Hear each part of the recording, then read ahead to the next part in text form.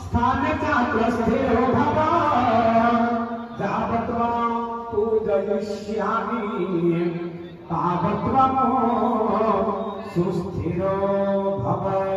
इति पुष्पाञ्जलिं दत्त्वा उपचारं पुष्पं गृहीत्वा उपचारमिमं देवं गृहाणं परमेश्वरः मया निवेदितं भक्त्या विश्वज्ञानहेतवे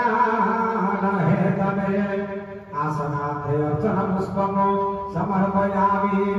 आसनपात्रं गृहीत्वा सर्वाञ्जलयामि हे देव सर्वबीजमयं ततः आत्मस्थाय परमशुद्धम् आसनं कल्पयाम्यहम्।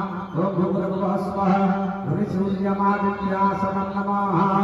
आसने पद्ममुद्रां प्रदर्श्य जलधारवत्वा प्रोक्षणवस्त्रं प्रदर्शयेत् गन्धेन करवृष्टिविधाय देवपुष्पेणाभ्यर्च्य पुष्पाञ्जलिं गृहीत्वा उपचारमिमं देवो गृहाणं परमेश्वर।